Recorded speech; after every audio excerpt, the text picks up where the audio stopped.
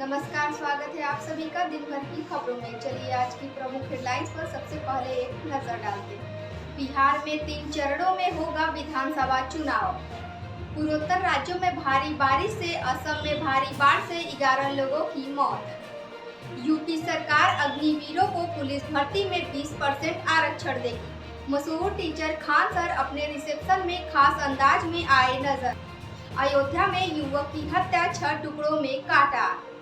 पाकिस्तान में पानी के लिए हाहाकार, बुआई में संकट। नेपाल में हिंदू राष्ट्र आंदोलन को सरकार ने कुचला।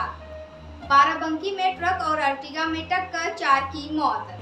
बांग्लादेश में करेंसी नोट को लेकर बवाल, राष्ट्रपिता का फोटो हटाया। आईपीएल के आज फाइनल में पंजाब और बेंगलुरु होंगे आमने सामने। दिन भर की खबरों में आप सभी का एक बार फिर स्वागत है। खबरों में आगे बढ़ने से पहले आप सभी से रिक्वेस्ट है, अगर आप हमारे चैनल पर पहली बार आए तो सब्सक्राइब करें और अगर फेसबुक पर देख रहे हैं तो फॉलो करें। चलिए खबरों को विस्तार से जानते हैं। बिहार में 3 चरणों में होगा विधानसभा चुनाव। इस साल के आखिर में बिहार विधानसभा का चुनाव होना है। सूत्रों की माने तो बिहार में चुनाव 3 चरण में हो सकते हैं। माना जा रहा है कि वोटिंग की डेट में दिवाली और छठ पर्व को ध्यान में रखा जाएगा। 2020 का विधानसभा चुनाव 3 फेज में हुआ था। चुनाव आयोग की टीम इसी महीने बिहार जाएगी। हालांकि अभी तारीख तय नहीं हुई है। नीतीश कुमार का कार्यकाल 22 नवंबर 2025 तक है। ऐसे में संभावना है कि सितंबर से अक्टूबर के बीच आचार संहिता लग जाएगी। माना ये भी जा रहा है कि सितंबर के आखिरी हफ्ते से चुनाव की शुरुआत हो सकती है, जो पूरे अक्टूबर तक चलेगी। आज की अगली खबरों में है पूर्वोत्तर राज्यों में भारी बारिश से असम में भारी बाढ़ से 11 लोगों की मौत। देश के पूर्वोत्तर राज्यों में 29 मई को मानसून ने दस्तक दी थी। 5 दिन बीतने के बाद भी मानसून वहीं ठहरा हुआ है। इसके चलते मणिपुर, असम, अरुणाचल प्रदेश, त्रिपुरा, मेघालय, मिजोरम और सिक्किम में तेज बारिश हो रही है। असम में 22 जिलों के 1254 गांव के 5.35 लाख से ज्यादा लोग बाढ़ से प्रभावित है। बाढ़ लैंडस्लाइड में अब तक 11 लोगों की मौत हुई है। 15 नदियां उफान पर हैं। सड़क, रेल और बोट सर्विस प्रभावित है। आज की अगली खबरों में है यूपी सरकार अग्निवीरों को पुलिस भर्ती में 20% आरक्षण देगी।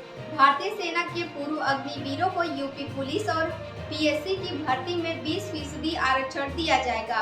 उन्हें आयु सीमा में भी छूट मिलेगी। सीएम योगी आदित्यनाथ की अध्यक्षता मंगलवार को कैबिनेट बैठक में इसका प्रस्ताव मंजूर होगा।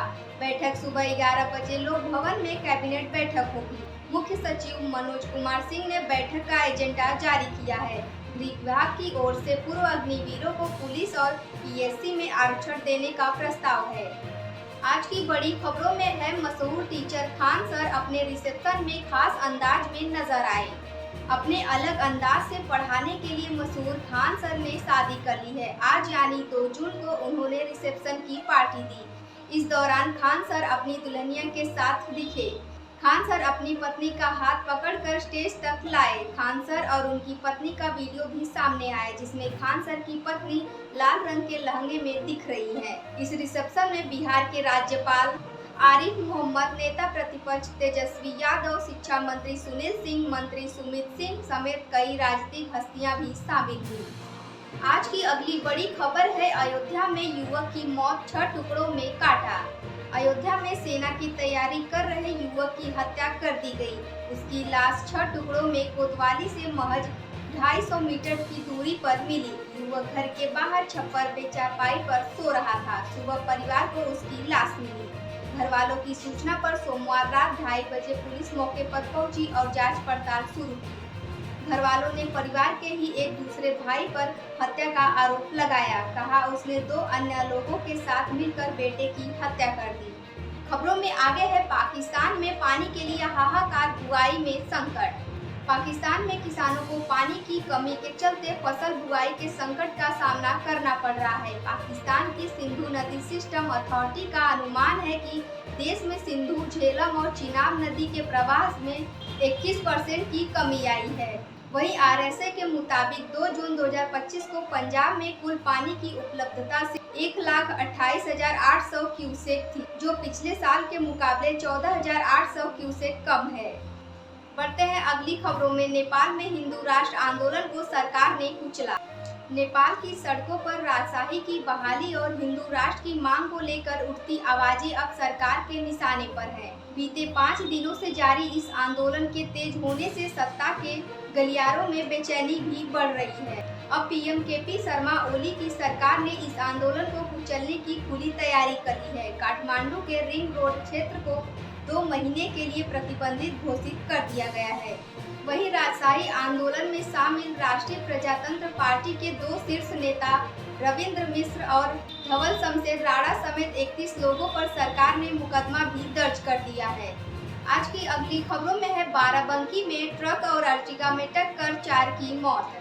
बाराबंकी में ट्रक और अर्टिगा कार की आमने सामने की भिड़ंत हो गई। हादसे में कार सवार प्रॉपर्टी डीलर, उनकी पत्नी और जीजा समेत 4 लोगों की मौत हो गई, जबकि 2 बच्चों समेत 3 लोग घायल हो गए। प्रॉपर्टी डीलर की पत्नी के भाई की सगाई में शामिल होकर परिवार के साथ कानपुर से गोंडा लौट रहे थे। सोमवार सुबह 5:30 बजे लखनऊ बहराइच हाईवे पर रामनगर में हादसा हो गया। हादसे के बाद चीख पुकार सुनकर राहगीर मौके पर पहुंचे। उन्होंने पुलिस को सूचना दी। इसके बाद घायलों को कार से बाहर निकालकर अस्पताल भिजवाया गया। आज की अगली खबरों में है बांग्लादेश में करेंसी नोट को लेकर बवाल, राष्ट्रपिता का फोटो हटाया। बांग्लादेश के केंद्रीय बैंक ने रविवार को 1000 टका, 50 टका और 20 टका के नए नोट जारी किए। इन नोटों से शेख हसीना के पिता और देश के संस्थापक राष्ट्रपति शेख मुजीबुर रहमान की तस्वीर को हटा दिया गया है। इसके अलावा 500 टका, 200 टका और 100 टका और 10 टका के नए नोट जल्द जारी होंगे। इसे लेकर बांग्लादेश सेंट्रल बैंक के प्रवक्ता आरिफ हुसैन खान ने कहा, नए नोट सेंट्रल बैंक के हेडक्वार्टर से और बाद में देश भर के काफी ऑफिसेज में जारी किए जाएंगे। हालांकि पुराने नोट और सिक्के भी चलन में बने रहेंगे।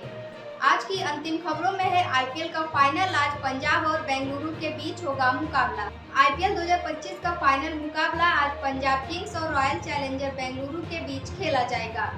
दोनों को 18 साल से पहले टाइटल का इंतजार है। मैच अहमदाबाद के नरेंद्र मोदी स्टेडियम में शाम 7:30 बजे से खेला जाएगा। 3 साल बाद लीग को नया चैंपियन मिलेगा। आईपीएल को पिछला नया चैंपियन 2022 में मिला था। तब गुजरात टाइटंस ने राजस्थान को फाइनल में हराया था। वहीं बेंगलुरु चौथी और पंजाब दूसरी बार फाइनल में पहुंची है। आज की खबरों में इतना ही। कल फिर मिलते हैं नई देश और दुनिया की खबरों के साथ। आप सभी को शुभ संध्या।